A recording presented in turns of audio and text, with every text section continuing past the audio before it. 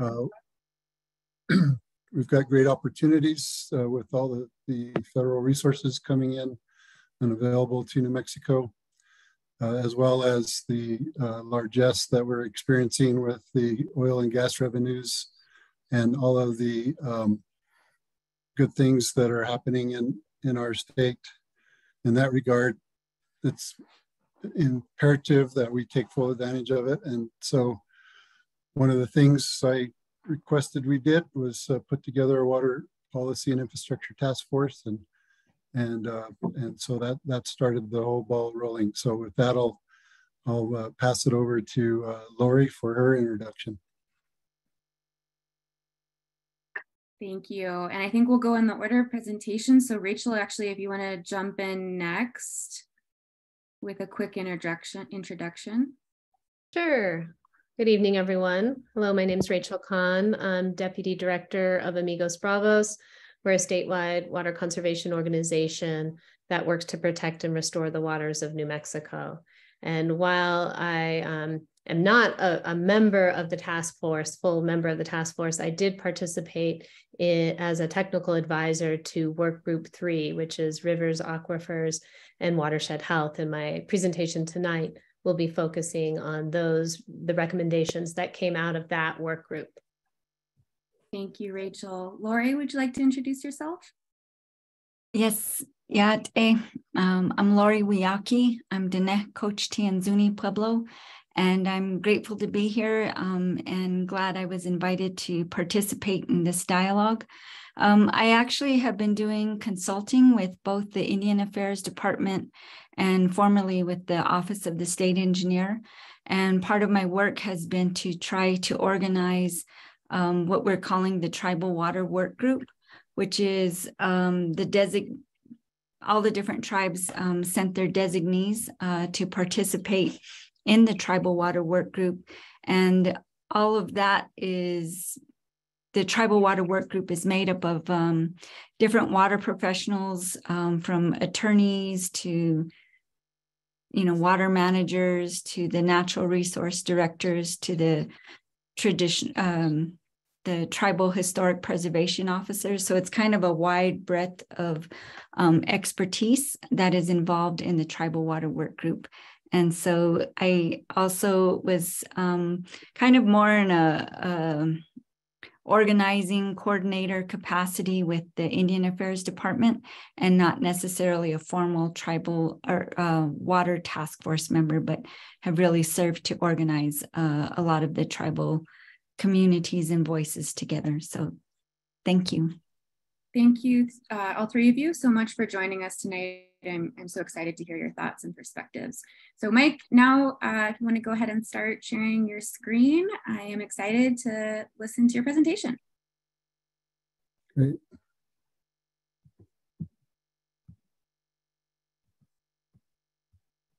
Well, again, good evening to everyone. It's a pleasure to be here at the invitation of the water advocates and several folks involved with the water task force. I think probably have joined our presentation here this evening, and our job is to give you an overview of the task force process, as well as to dive into some of the findings from the different work groups. And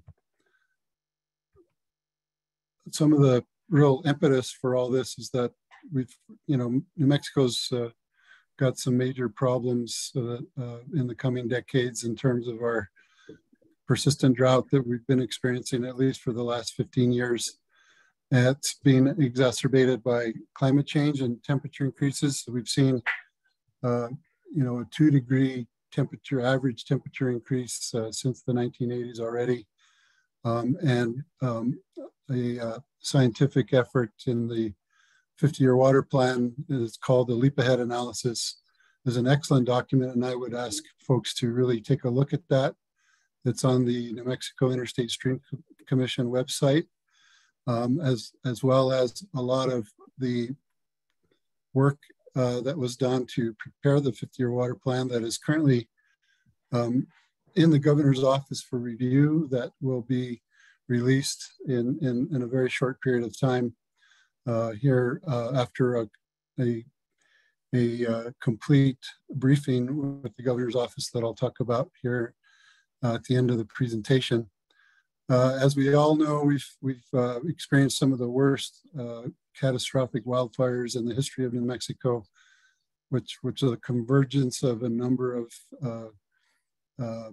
factors with the persistent drought, the extremely dry watersheds, and then probably the worst wind period I've ever experienced in my entire life here in New Mexico occurred this spring that drove those wildfires extensively throughout the watersheds.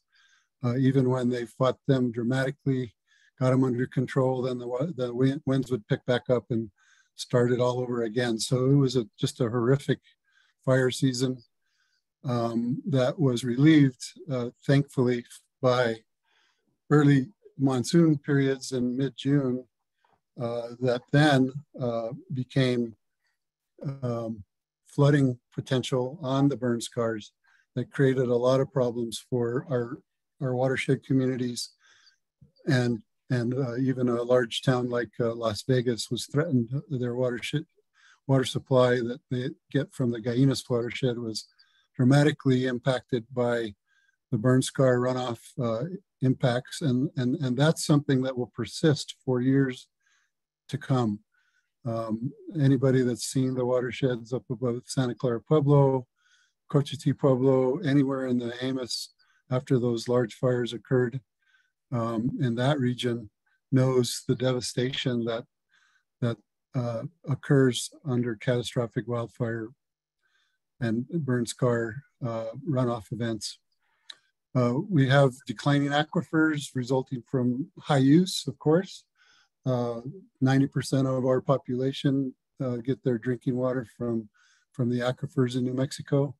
And that's being exacerbated by reduced surface water supplies and recharge coming from that.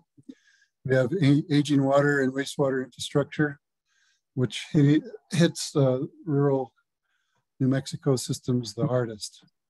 We have great need for stormwater control investments, as one of the things that our scientists are telling us is that as climate change persists and higher temperatures become more of the norm, we'll see more catastrophic levels of monsoon thunderstorm events that will create a lot more propensity for damages to private property and the environment in the watersheds. We suffer from a lack of consistent funding for proper human capacity development at all levels of government and in the private sector. We have a great need for long view planning and investment to correct years of underfunding as well. Well, the vision for the task force really began, as I mentioned in my introduction, with the conversation when the governor was recruiting me to assume the position of state engineer. We had already had a conversation about what would be a process that would help us really focus in on the challenges that I mentioned earlier and start to prepare New Mexico for basically transformational action that she is highly interested in. And we talked about forming the Water Policy and Infrastructure Task Force in January. And she gave me the green light to move forward with that after some processes of working through, possibly doing it through executive action or some other type of mechanism that would make it more formal. But ultimately, we came to the conclusion after the legislative session that it was best to keep it somewhat informal, and she just authorized me to move forward with the task force process. And I had been recruiting folks to join that group through that period, and we got commitments from 20 volunteer citizens who are water experts and stakeholders throughout various regions of the state. And you know, from all four corners of our state, we have great representation, and we have pretty broad representation of water user groups, ranging from industry to acequias to tribal, municipal and industrial, and agricultural aspects from across the state. We knew the recommendations must be transformative with focus on immediate, midterm, long-term solutions that would set the stage for a really robust investment and strategy for addressing our declining water resource situations. And we also have, as I mentioned earlier, the other great opportunity that we have is lots of federal resources with the ARPA money to start with, the BIL. Now we have the IRA funding too, that's got a strong commitment to addressing drought in the southwestern parts of our state, of our region, which includes the Colorado River and the Rio Grande corridors, as well as other actions there. This is a great illustration of the bubbles of all the challenges and the opportunities that we are working to develop in the overlapping bubbles here that develop the actions that we must put forward in order for us to be a very proactive and well-organized effort at the state level to address our challenges. And really the big question is, you know, are we willing to act? And we're working through that process now, and I'll talk about that at the end of the presentation. The approach, we formed the task force. We also included 8 representatives from state agencies, pretty high level folks, and also the executive director of the New Mexico Finance Authority, who also helped by serving as one of our executive committee members, with me as the chair, Rebecca Ruse as the deputy secretary for the New Mexico Environment Department, and Hannah Risley-White as the deputy director of the Interstate Stream Commission. And I tell everybody that was the absolutely smartest thing I ever did was ask those ladies to take on this effort to manage this as an executive committee members. We also had great support from the Thornburg Foundation, the Utton Center, and we contracted also with New Mexico First to actually do all the facilitation and organizational logistics. And it was a great undertaking, and it was quite a daunting challenge, but we were able to pull together, starting with the kickoff meeting on the 1st of June. And we began by putting together a charter and all of the organizational processes for decision-making going forward. And this is really the heart of our organization, was really determined to be a consensus-based process that would allow us to review in an open and lively forum to address water policy challenges and the opportunities before us. And we also, through coordination with some legislative committees, we were asked to expand our process by inviting legislative advisors. And we asked 9 members of the Legislative Finance Committee and the Interim Water and Natural Resources Committee to join our group as advisors. And many of them participated in most of the meetings going forward. We formed 3 work groups: Community Drinking Water, Wastewater, Stormwater Group, the Water Resources Management and Planning Group, River, Aquifer, and Watershed Health. And in your first seminar or webinar, there was you all focused on the water resources management and planning component of the work that the task force does. So today we're going to focus on the community, work group 1, community drinking water in that group. And then work group 3, which will be Laurie and Rachel's presentations, will be on the river, aquifer, and watershed health.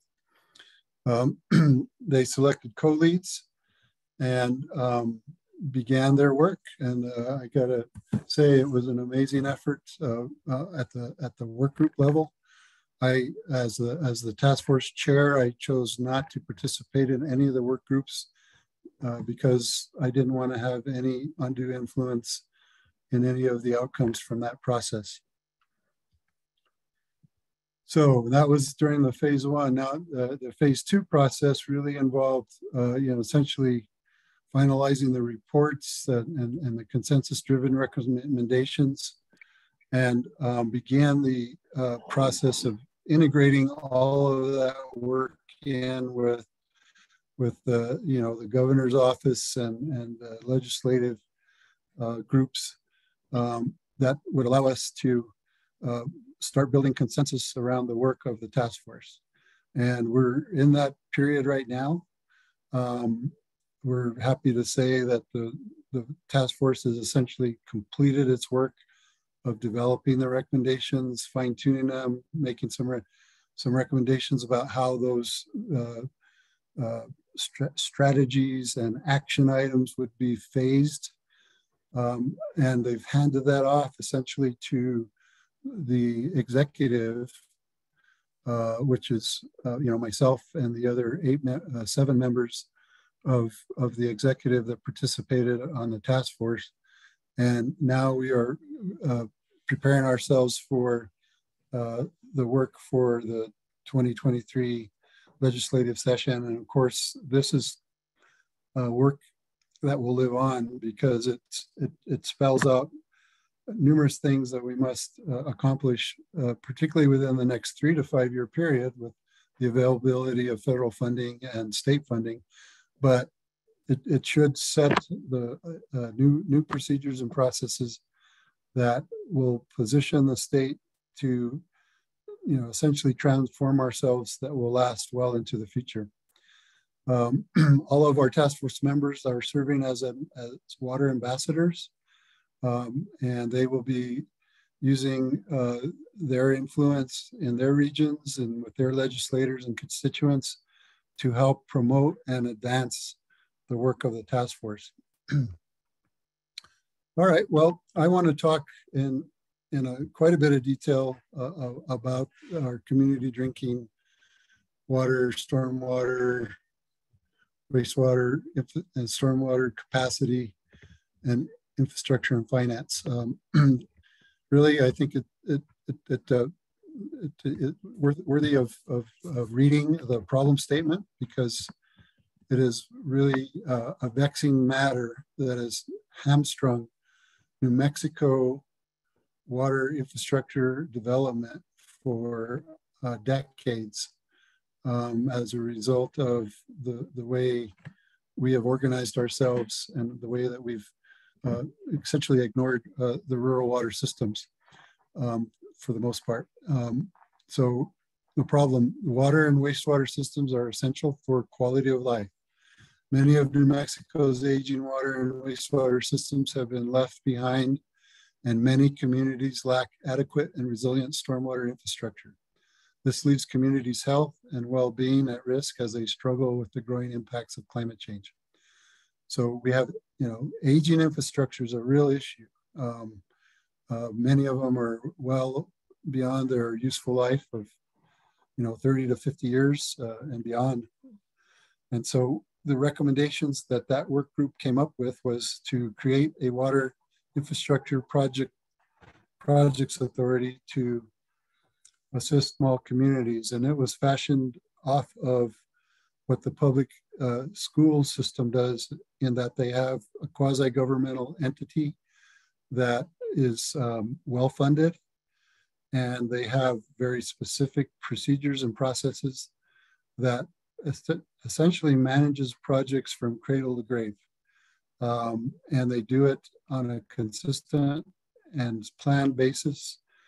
And they don't have to worry about the whims of the annual budget cycle and the capital outlay procedures that New Mexico uses to advance many of their capital projects. They have organized themselves in a manner that actually requires compliance of those wishing to participate in their funded programs. And that's a persistent problem that we've had in New Mexico, particularly in the smaller communities where everybody works hard to get their capital outlay granted to them, but it's usually never enough money to address water problems, because water projects take really good planning. They take consistent funding needs, and they need to be managed in a way that is implemented from the start to the finish. And then they also have to have consistent and well-organized operating and maintenance and replacement plans that so many of our small communities and mutual domestics do not have that capability. Most of them are volunteer organizations, and they do the best that they can, but they're aging out.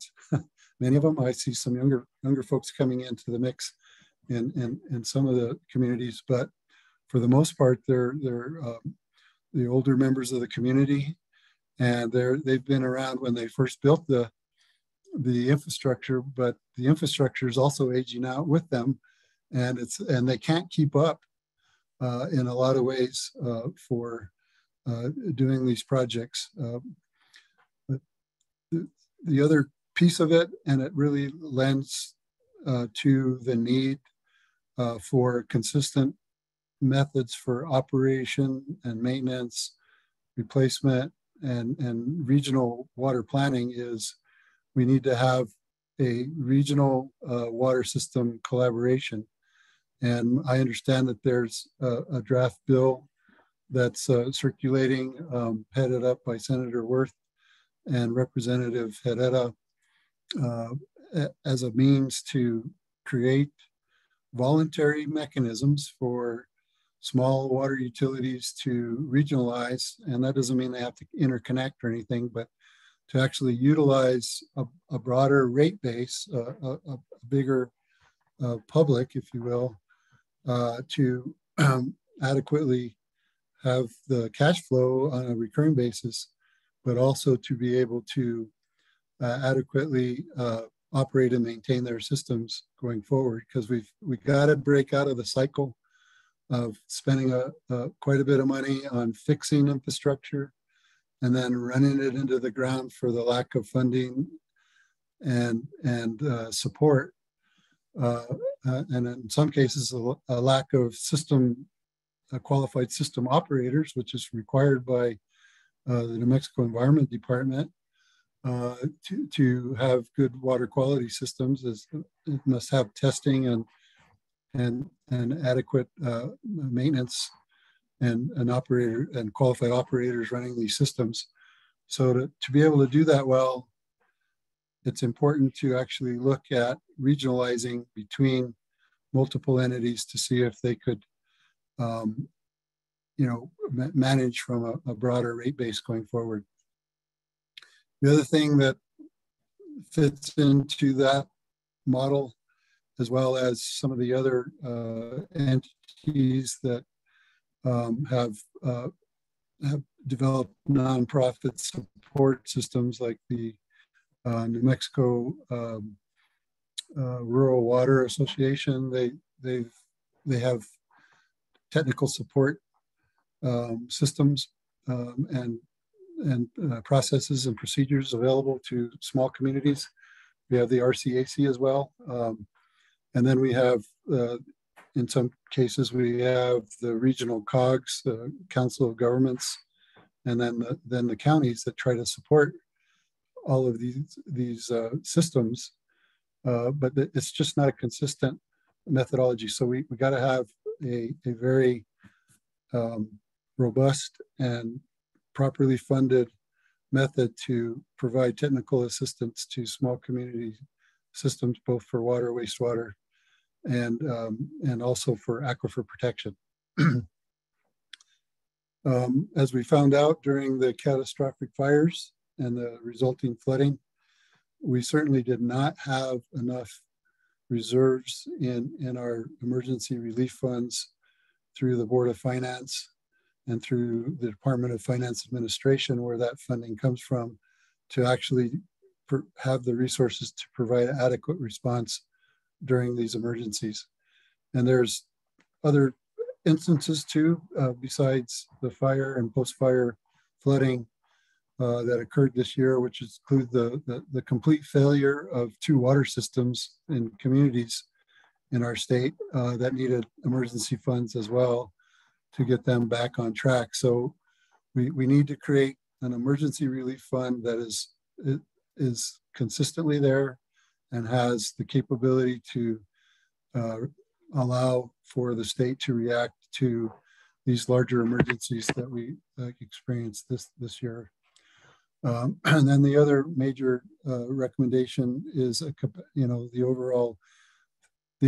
overall and underlying theme that we have throughout all of the recommendations is we gotta have a good water workforce. So we got to figure out how to build our bench. We're trying to do that in the state engineer's office. I know they're trying to do it in the New Mexico Environment Department as well. But we're having our challenges. It's hard to compete for the quality of workforce that you need to adequately manage the water resources, plan for it, and so on. So that's the other major recommendation from that group. There's, I don't know, at least 30 or 40 strategies and action items that go with this, all these recommendations that the task force has come up with. And we, the executive, are using those to help develop our recommendations to the governor's office and to the legislature so that we can help facilitate a multi-pronged approach, a whole of government approach to begin to turn the corner on solving New Mexico's water resource issues. I'm not going to talk about the water resource management and planning. That was covered at your last webinar. And I think I'll stop there from the standpoint. I know that Rachel and Laurie are going to cover Work Group 3's recommendations in detail. But I just have to say that every one of the work groups really took it to heart to come up with the types of recommendations and hard-hitting transformational action items and strategies that we know we need to implement in order for us to be successful going forward with tackling the existing challenges and preparing ourselves for our future challenges as we experience higher temperatures and resulting impacts from that. So thank you. Thank you so much, Mike. That was awesome. We're going to hold questions until the end, but please keep them coming in the chat. We've got a few going so far. And now I'll turn it over to Rachel.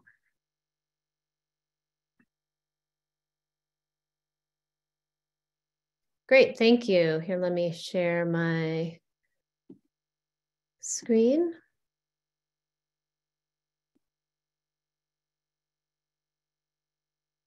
Sorry, there we go.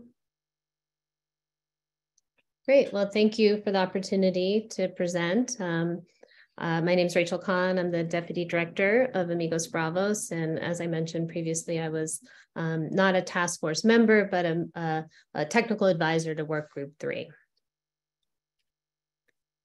So this was already covered in Mike's presentation. And again, as Mike mentioned, Laurie and I will be presenting on work group 3, which was addressing river, aquifer, and watershed health.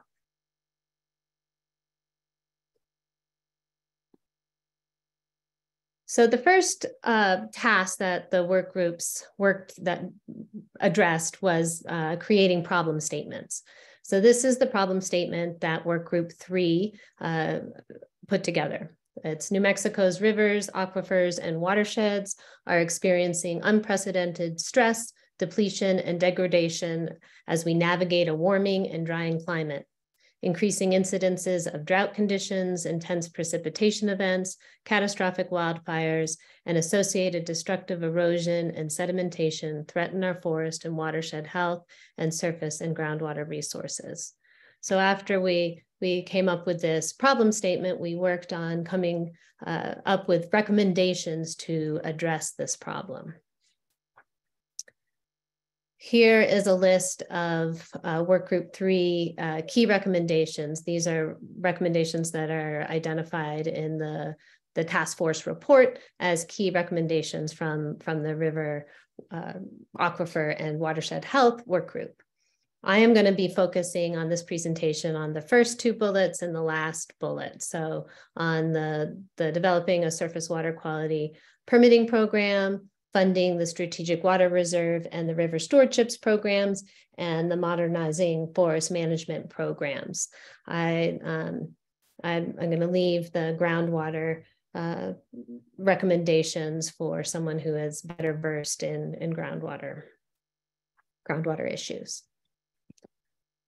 So the first recommendation I wanted to share with you all was the recommendation to create a state surface water quality permitting program. This was the task force recommendation 3.1, action 1A. So a little bit of background. Oh, first of all, it's important to note that this is a surface water quality permitting program. It's not associated with water rights. And so it would be administered by the New Mexico Environment Department and not by the Office of the State Engineer or the ISC. So this is a water quality program. So a little bit of background about why we need this program. So in 2001 and 2006, the Supreme Court came out with a couple of decisions that greatly reduced the number and types of waters that are federally protected in New Mexico. And then what we've had since then is this incredible yo-yoing back and forth as the different federal administrations interpret those decisions differently and protect different amounts of waters. And this uncertainty has really impacted New Mexico. We have been at the crosshairs of that uncertainty, with at times up to 96% of the state's surface waters left unprotected from federal protection.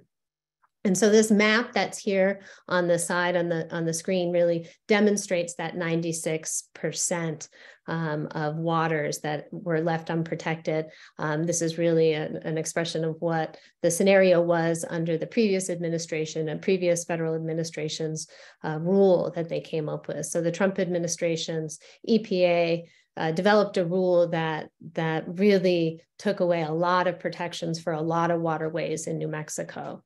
The map shows the little red lines are ephemeral and intermittent waters, and the big blocks of red are our closed basins in the state. And these are the types of waters that those Supreme Court decisions really called into question about whether they were protected.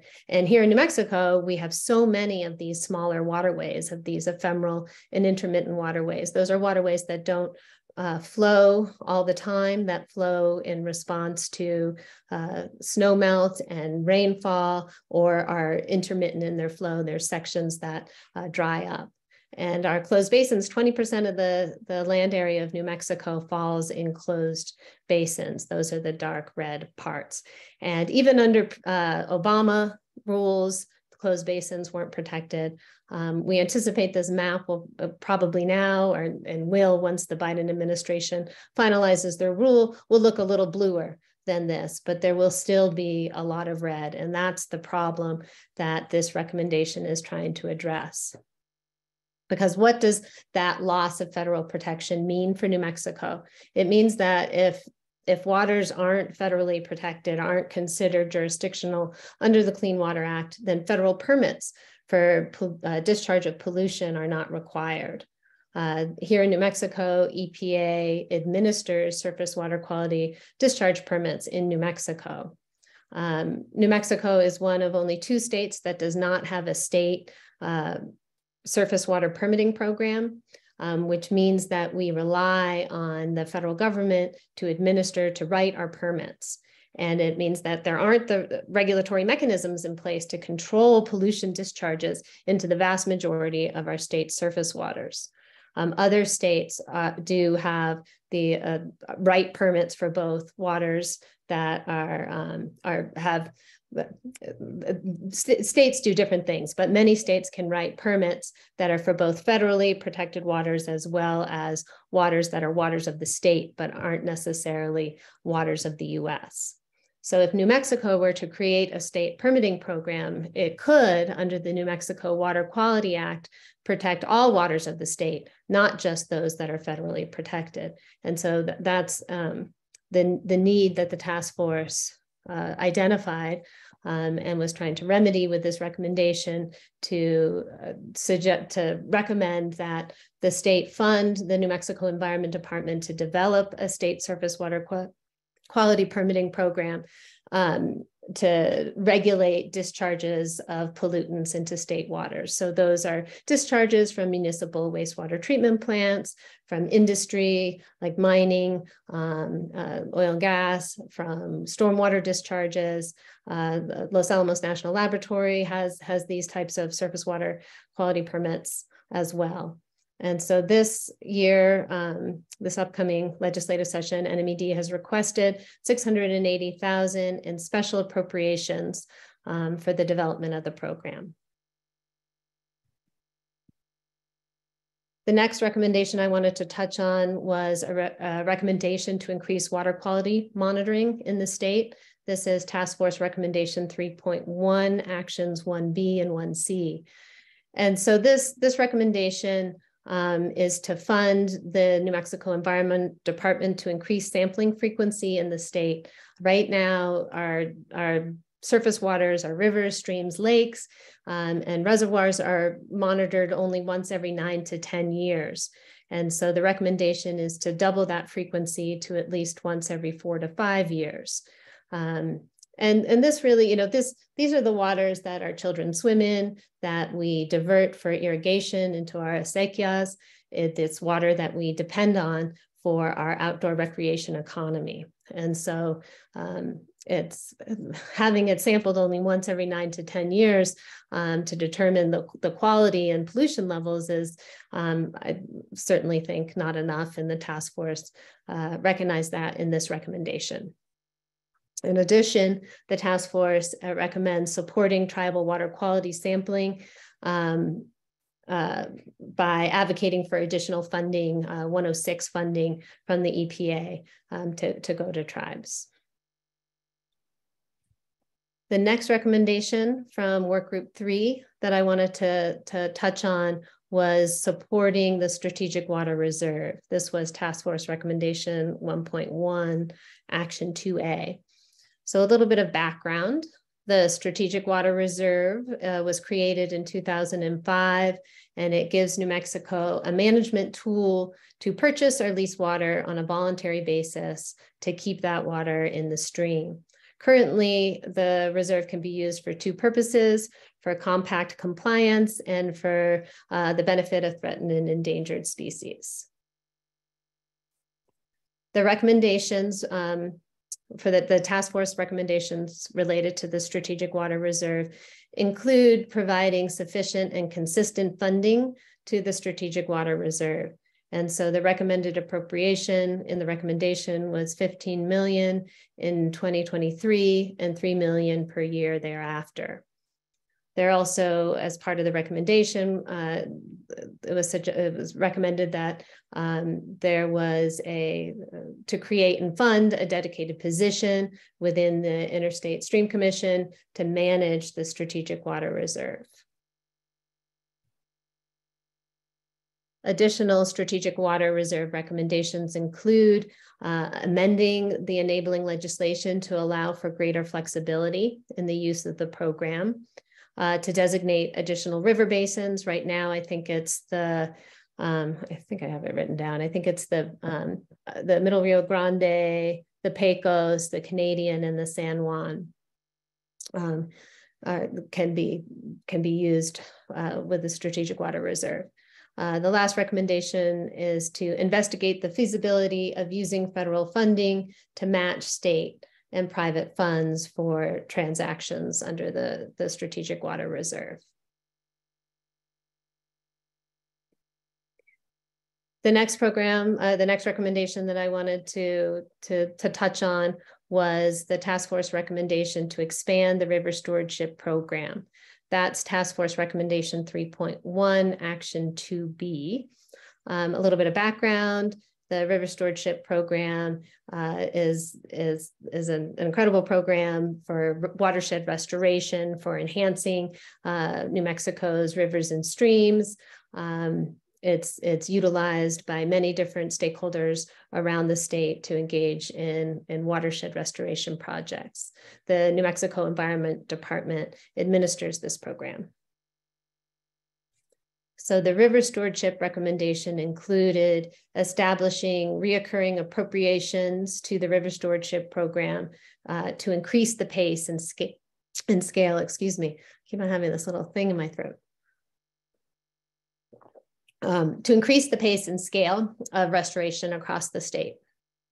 And so the recommended appropriation was $5 million per year. It also, the recommendation 3.1, action 2B also recommended creating and funding a dedicated position within the New Mexico Environment Department to support the implementation of the expanded program.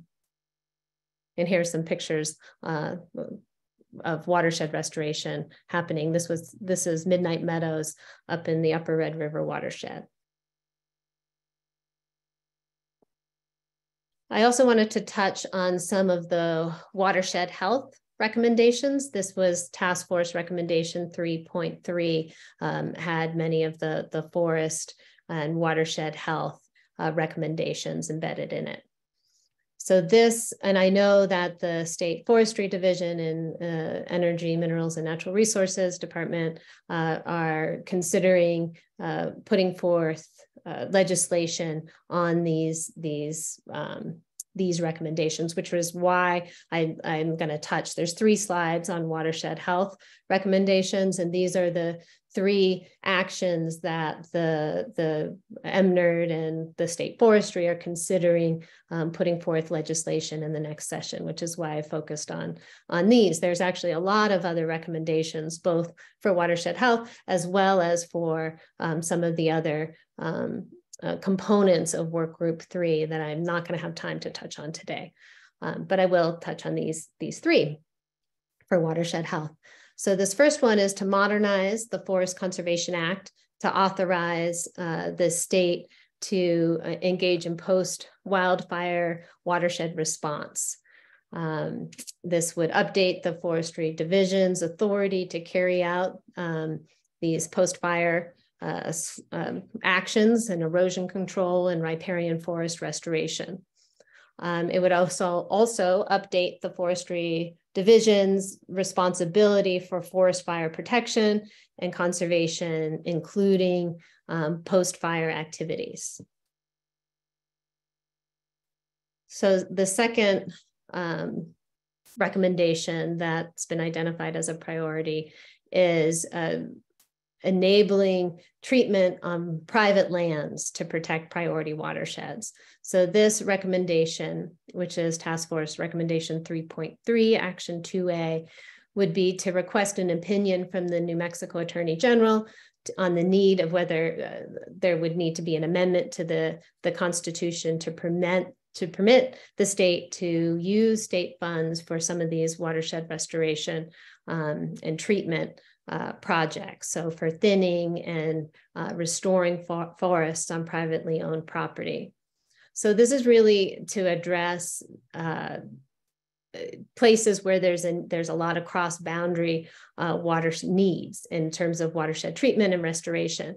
So a perfect example of this is the Chama watershed, which has been identified as a high priority water source for the state, but much of it is private. And so this recommendation would hopefully enable the state to be able to do treatments on private lands to protect these priority watersheds that are priority for the New Mexico's water sources. So the third recommendation in watershed health is to remove barriers for watershed treatment. So there's a number of process and funding barriers that have been identified as being problematic for moving forward with using federal funds to do treatments in the state. And so this recommendation recommends to amend the state procurement code to allow the Forestry Division to grant federal funds to non-governmental entities. So that there can be more, we can increase our capacity to get this work done in the state.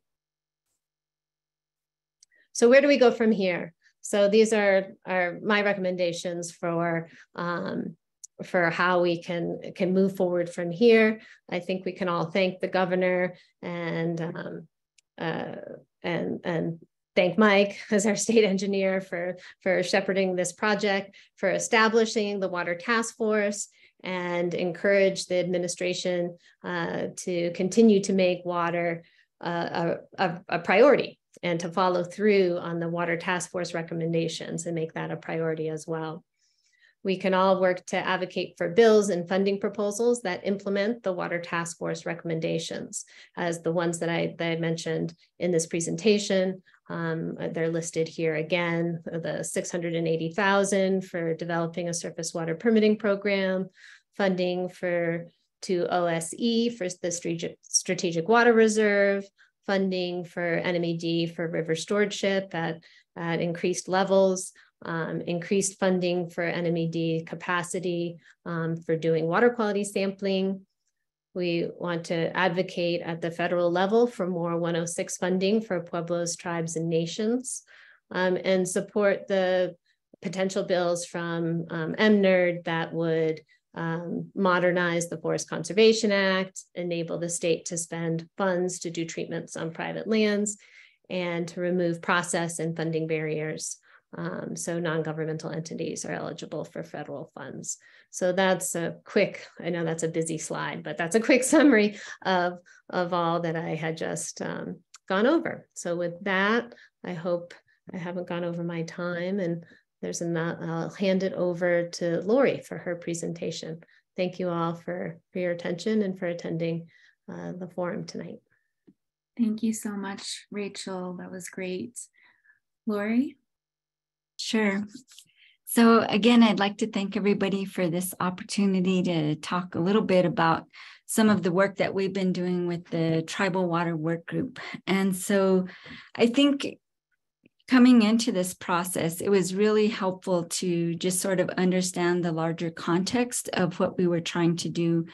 And my understanding is that New Mexico really needs to modernize and update existing water management practices. There's a lot of new tools. We have the Water Data Act. There's a lot of science that we really need to begin to grasp and pull into our different state agencies in which to increase our water resiliency, right?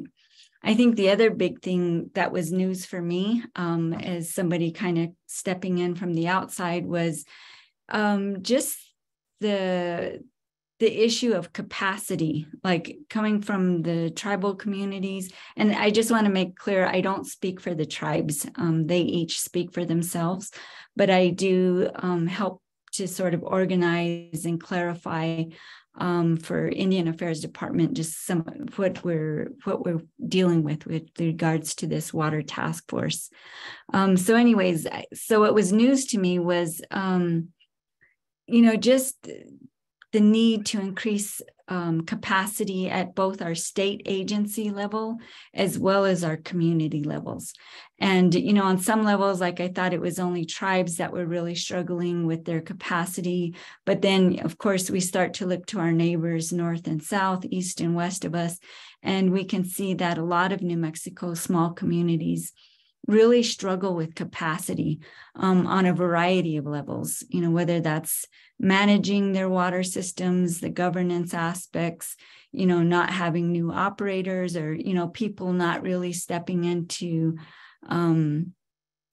to build a career, I guess, with regards to water infrastructure, resiliency, all the different aspects of it. And so for me, that was like a really important understanding that I feel like I came away with participating in these different work groups. And I think then the other last thing that in terms of the context that helped me just sort of understand was, how does New Mexico really prepare for all of this influx of federal dollars for water infrastructure projects, and so with that, it was really important for me then to figure out, because there was so much information at the Water Task Force. There was so many perspectives that came in that every idea sounded like a great idea. And it was like, are we doing that? We're not doing that. And just trying to figure out where exactly are we on this continuum of building our water resiliency. And I'll be honest, I feel like in some ways I still have a lot to learn from that. But I do think it's important for all of us to understand that I feel like the big news is that New Mexico has hit the alarm button, and we are, I just think it was extremely timely that the Leap Ahead report came out and is really, did a thorough review of all the different scientific, documents and studies as to how climate change is going to impact New Mexico's water.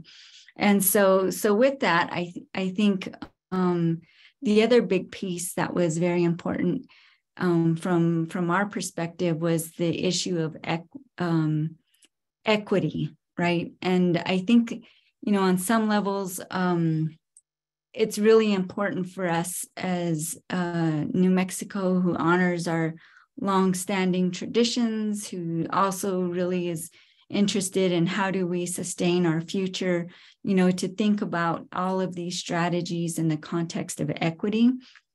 And that's really where I think the Indian Affairs Department stepped in as a partner to OSC and ISC and all the different agencies. And so IAD's response was to create, like I said, this tribal water work group. And, in the beginning, it was sort of an ad hoc committee, different water professionals from different perspectives within each tribe.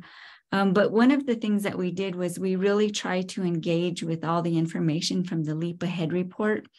And so with that, we as tribal communities were really having, I think, very distinct and important discussions about water resiliency.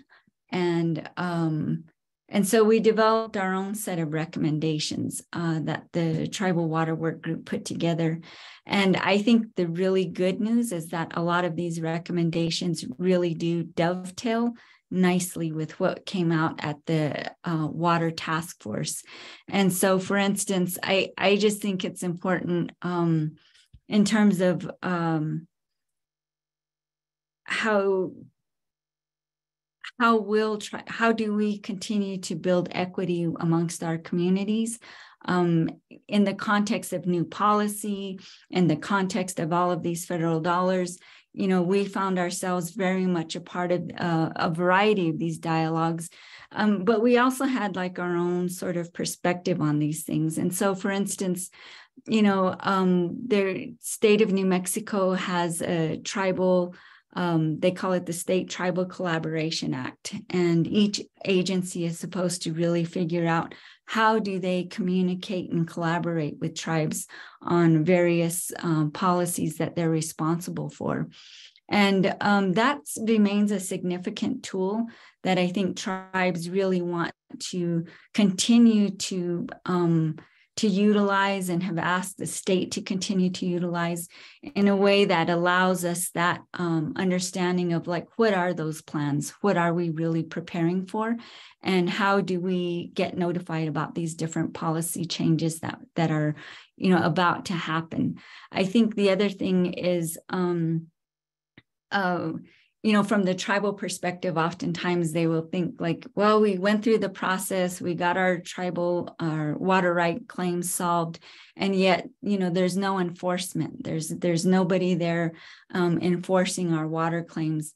Well, I think to me, what was important was the understanding that, well, the state agency, OSC and ISC really were, I was surprised to find out how drastically underfunded they were, that they were not able to do a good job of enforcement. And so for us, then it makes a lot of sense, like to then support the idea that we really need to expand and fully fund the state engineer's office, and then recognizing how many different agencies are responsible for different aspects of water, whether that's water quality, infrastructure, all this sort of stuff. And so for us, and again, like on some levels, when you read the task force report, in some ways it doesn't necessarily immediately jump out at you that tribal communities are included, but I think in a very real way, we pushed, and I feel like we are included in that. So for instance, in the piece that State Engineer Hamman raised about the Water Infrastructure Project Authority, I think the short name was WIPA, included in that is the navigator services, which is really looking at like, how do we get the county, how do we get the tribes, how do we get all the rural communities on the same page with regards to the existing water conditions, the existing political conditions, the existing jurisdictional conditions, in which to then make sure that the plans that we're doing are comprehensive and make sense for that particular region, whether that's the highlands, the valleys, the mountain areas, or the northwest corner. And I think those navigator services piece, on some levels that seems kind of minor, but on another hand, I think in terms of equitably building out our capacity, it's those types of things that we really need to make sure that we're working on, so that way we can really expand our capacity in the smaller rural and tribal communities to actually manage our water systems in a way that we all feel very good about it, because it is going to be a tough it is going to be tough, with the leap ahead report saying we might that will very likely suffer like I think it's a 25% decrease in water over the next 50 years. That's a very important issue for us to begin to grapple with now. And I think the other thing is the Water Data Act is the other piece that I felt like was very important, in terms of we need to increase the funding, and we need to know from one agency to the next. We need to build more solid bridges from one agency to the next in order to understand how that capacity, how that information is being mapped out in a way that your everyday people like me, who's interested and definitely has opinions about, how we're building out our water systems. At the same time, that information is available for those that have that very technical understanding to build out an analysis that makes sense for all of our communities.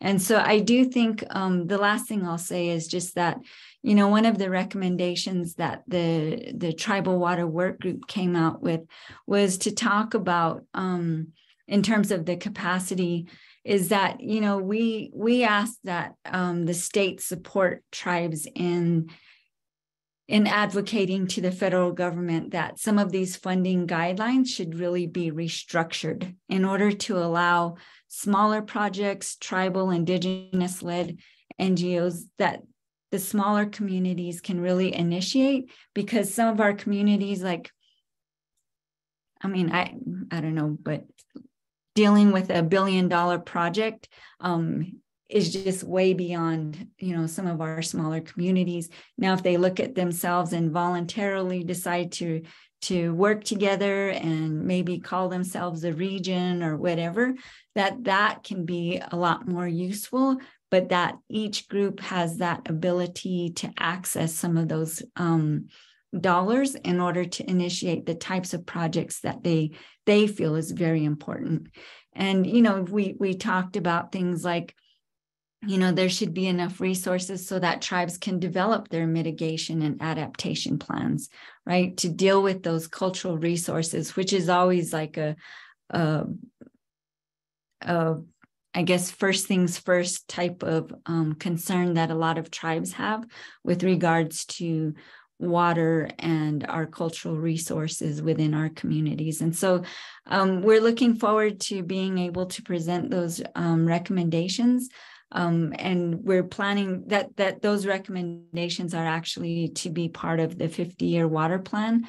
And I think, again, like we found a lot of the water task force recommendations and our recommendations, they dovetail very nicely, you know, even talking about, you know, the Section 106 funding for, you know, collect water quality samples, and that tribes could be looked at. I think if there is, if we continue to build our partnerships, our understanding of each other's perspective and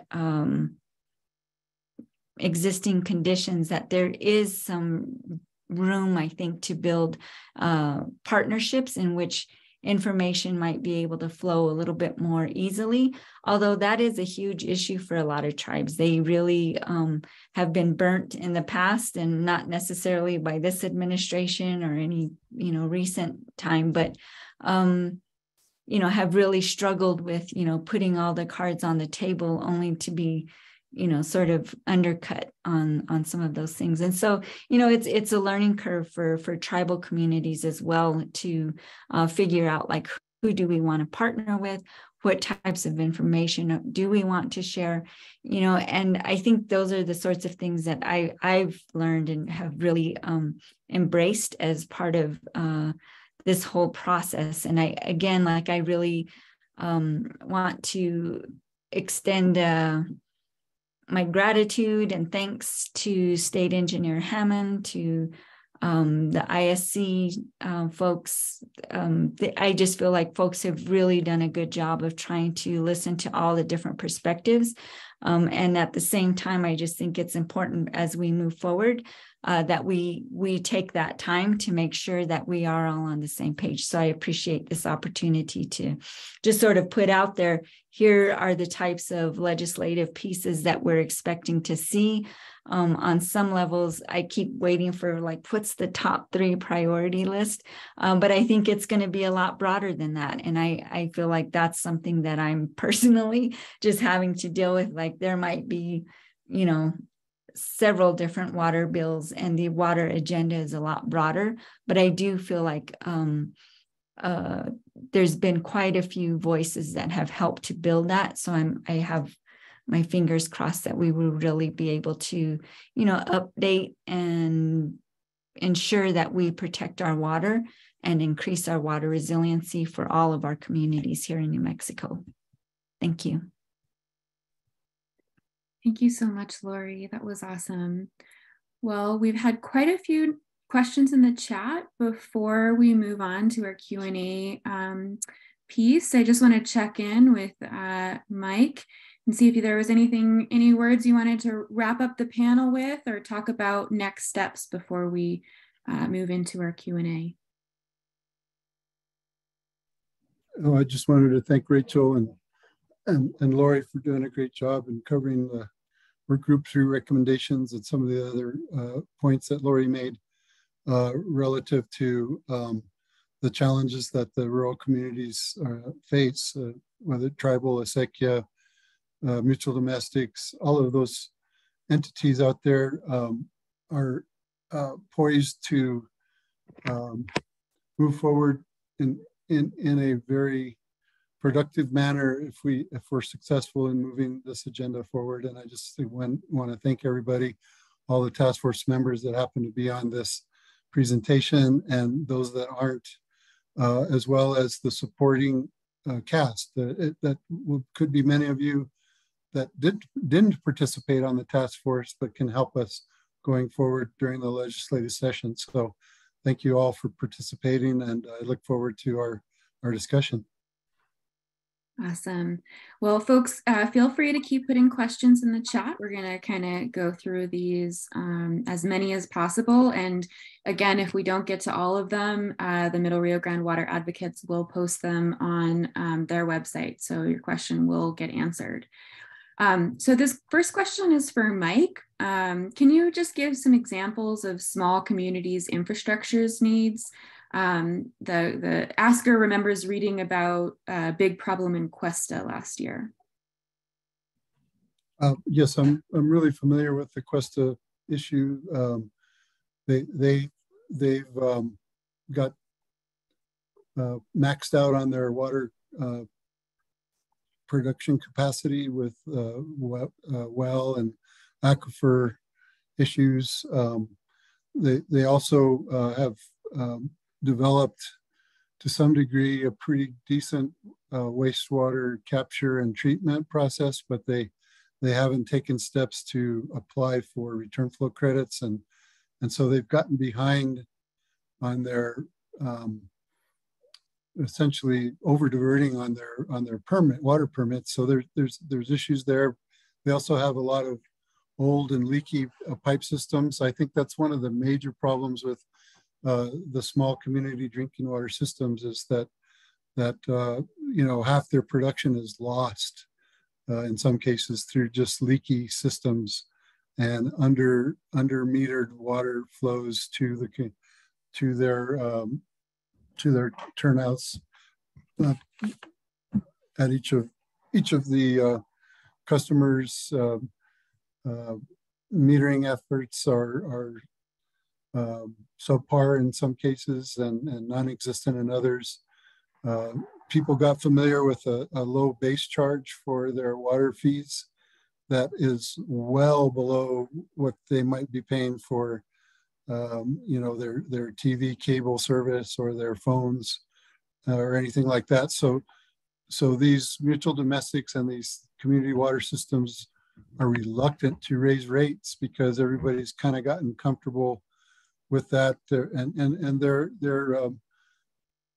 economically challenged in some cases in the communities. So rate structure is a real issue for them to enable to perform adequate maintenance on these facilities. And so leaky pipes are just addressed on an emergency basis, when the tanks are drained or whatever the case may be. And speaking of tanks, I know of several areas that have either undersized tanks or they're rusty and leaking themselves. So it's all over the state, and there's some successful models down in Doña Ana County, and there's a few mutual domestics that have worked together successfully in the Pecos area and some other parts of the state where they've really benefited by collecting, multiplying their assets, if you will, pooling them and utilizing, the operation and maintenance equipment, as well as the bookkeeping required to manage grants. That's one thing that's really wasn't discussed in the capacity conversation, is that doing a state or federal grant requires a lot of diligence on just applying for the grant, much less managing a grant, and then making sure it's put on the ground efficiently and documented accordingly. So that's a whole part of our capacity development that really needs to be advanced as well, given the amount of federal and state grant funds that are available. So those are just some examples of both problems and solutions that we need to work together on, but it's rampant all over the state. I also sit as the chair of the Water Trust Board, and we had a record amount of applications, $138 million worth of applications. And roughly about 70% of them were all small community drinking water systems that are just simply trying to get pipes replaced and meters installed and tanks replaced. And that doesn't solve their problem. That just fixes current backlog on poorly maintained systems. So it's a big issue, and something that I think we're poised to actually start to make some major progress on. Thank you. This next question is for Rachel, although I hope if any of the panelists want to add anything, and I haven't expressly called on you, please feel free to jump in and add your perspective to any of these questions. Does the recommendation about being able to expend state funds on private lands aim to address the anti-donation clause in the New Mexico Constitution? Great. Yes, that's my understanding that is the goal of that recommendation. That having said that, the person who knows the most about this is the state forester, Laura McCarthy, and she is really the one who is the expert on these watershed recommendations. And so I'd like to encourage folks to reach out to State Forestry if you have further questions about the watershed recommendations, and to learn more about some of the other watershed and forest treatment recommendations that are in the final report that will be in the final task force report. Because as I mentioned, there's many others. I'd like to address that anti-donation issue, if I may. We run into it all the time at the Interstate Stream Commission and also with the contracts that we do through the state engineer. There is one group of organizations, the Soil and Water Conservation Districts, that managed to get that criteria waived for their work that they do, because they're primarily farm and ranch.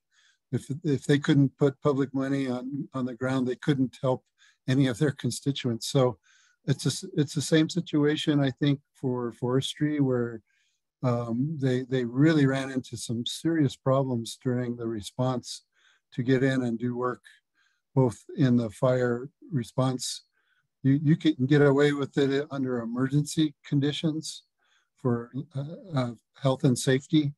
But when it comes to restoration and reestablishing, fence lines even and stuff like that, it's very difficult for state agencies to do that. So I think it needs to be seriously looked at, and it's a constitutional matter in some cases that need to be addressed for all of the natural resource agencies to be able to put resources on the ground on private property. Thanks, Mike. This next question is for Laurie, but again, Rachel and Mike, feel free to jump in. How is decision-making power remaining diverse and equitable across all of these initiatives? So I actually think it's a work in progress. I think it'd be nice if it was 100% today and yesterday and the last however many years. But I actually think it's a work in progress. And where I see the capacity to increase that decision-making power is through these capacity building efforts.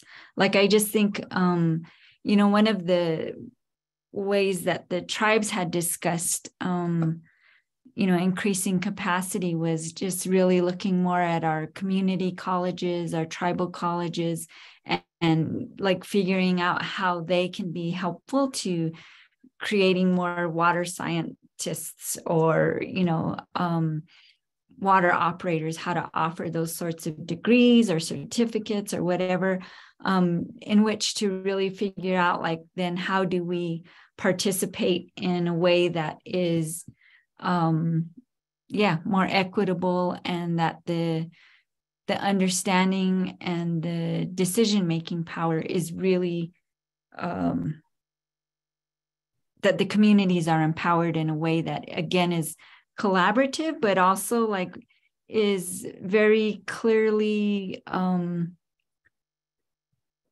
is the word? Just making sure that, fair is fair. So for instance, on Navajo Nation, of course, many folks know that like 30% of the households didn't have running water. And so on a lot of ways, you look at the Navajo Nation and you'll see a community that doesn't have water, then it doesn't have, economic industry, it doesn't have those businesses. And so you can see how that kind of diminishes a community's ability to really remain engaged in, some of these types of discussions.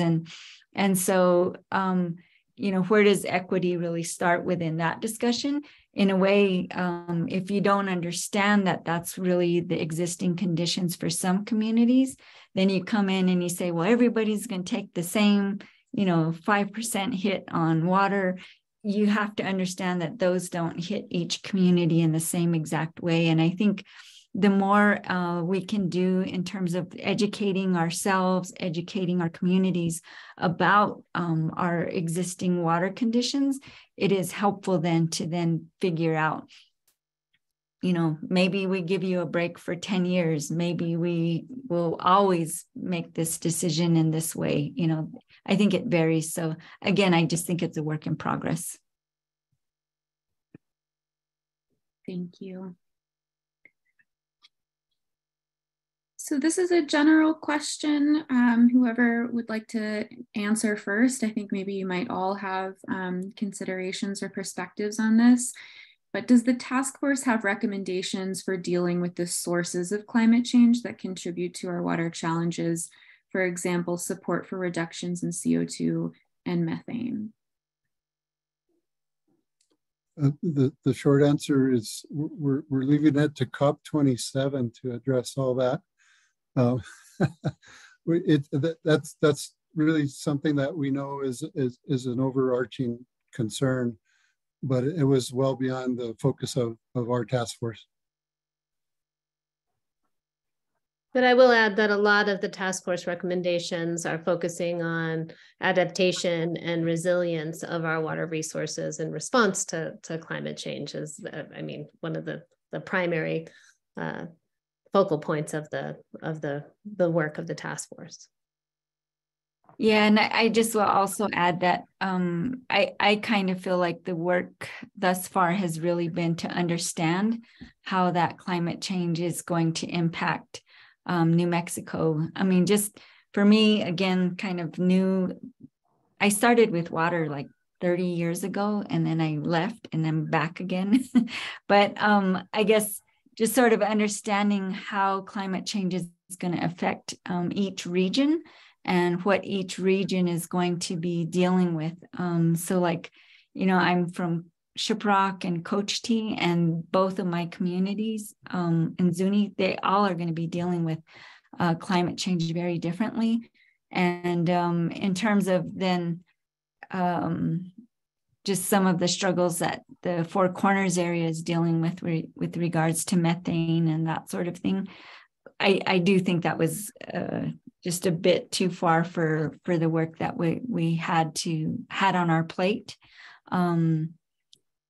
Because it really was a first things first, and just trying to figure out what are we actually dealing with today with regards to our agencies all the way to our communities.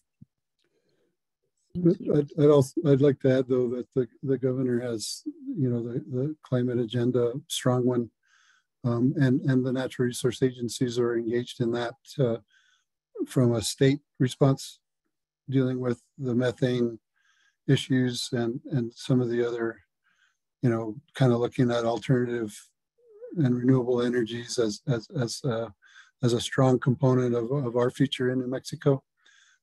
So that, you know, that's the hope, really, is that we make that transition as soon as possible.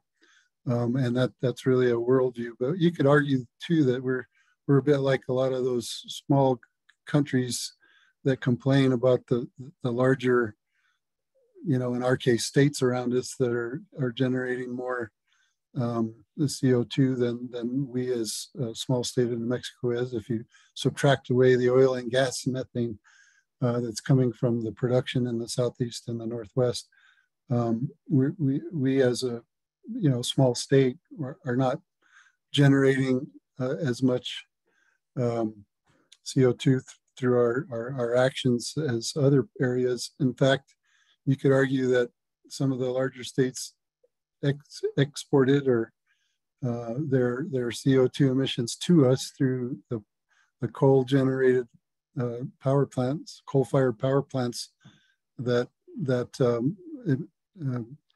emitted a lot of CO2 in the Northwest areas, in particular, of our state, and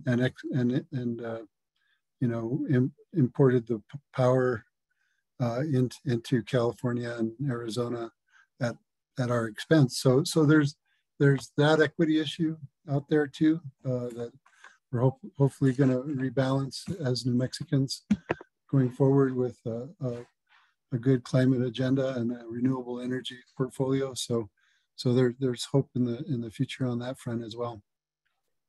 And I'd like to point out in the chat that Deputy Secretary Rebecca Roos put a link to the work being done by the state through the New Mexico Climate Change Task Force. So that's a good reference and resource there. Thank you. We are pushing up on our time, so this will be a last question, and an easy one, hopefully. When will the final report be made available for the public?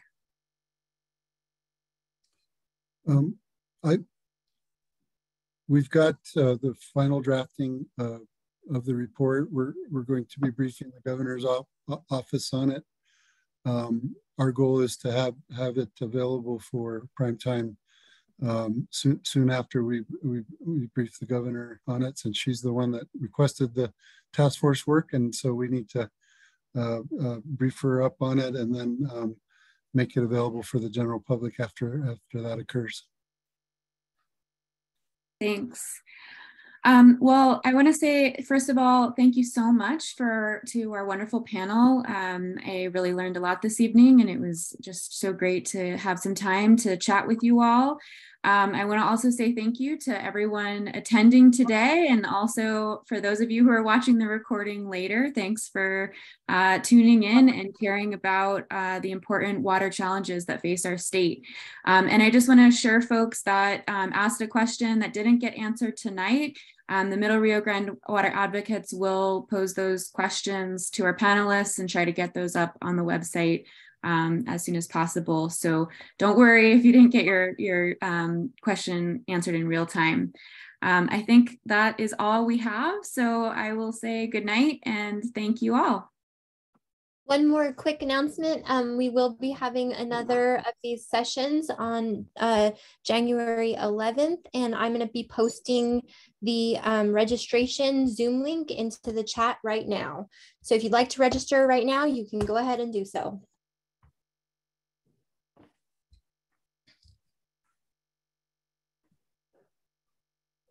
Thank you, everybody. Bye. Bye. Thank you very much. Great presentations.